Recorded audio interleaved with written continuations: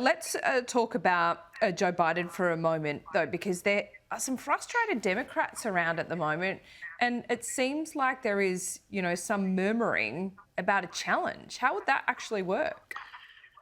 Yeah, it would work like this: is that it's simple. You simply file to run for re-election. Anybody can run for president in this country. It would just be very unusual for an incumbent president of either party to have a challenger file against him. It's only happened, I think, 3 times in my lifetime.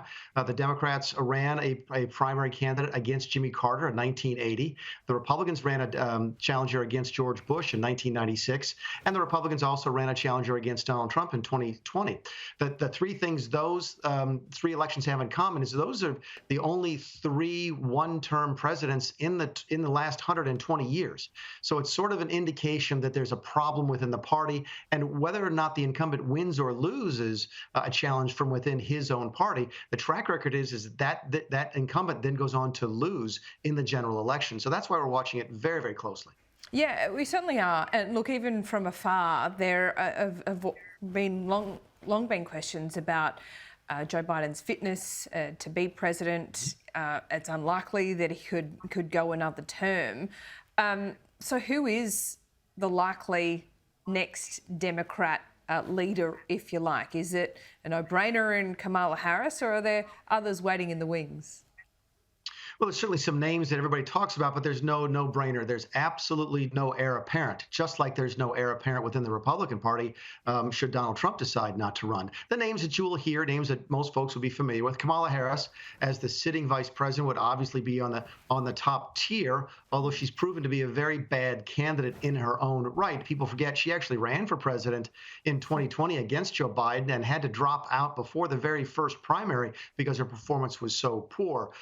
So her name is certainly going to be on the list. You have Governor Gavin Newsom from California. He actually made a visit to Washington, D.C. this week while the president was out of town to sort of take pictures and start to try and raise some money. You've got governors all across the country. There's a governor in Illinois who's looking at running. I think there's a governor in Colorado who's looking at running.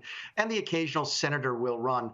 There's always a senator who wants to run. Bernie Sanders has filled that role for many years. Elizabeth Warren has talked about running.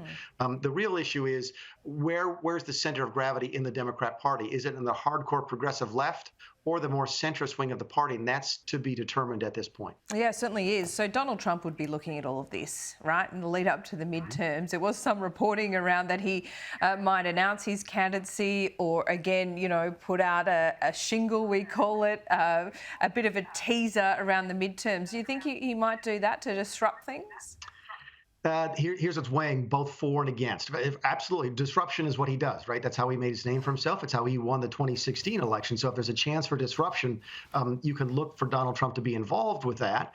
But there's other reasons he might run. For example, if he feels like his reputation is being damaged to the point where he wants to defend himself by this January 6th committee, it would make him more likely to run now because it gives him a little higher of a pulpit, more of a better platform from which to run. It's hard to imagine that Donald Trump doesn't get enough exposure, but he would actually get more exposure as a candidate.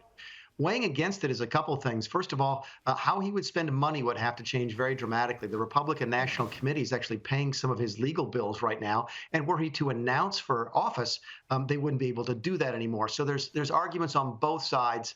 My guess is as good as, your guess is as good as mine. I don't think he's going to be able to fight that temptation to disrupt, and he may announce any day. Yep, and you know what? He might have a decision today in his own head. That could change tomorrow. That's why we talk to you every week, Mick Mulvaney. Thanks so much. We'll speak to you soon. Thanks, Laura.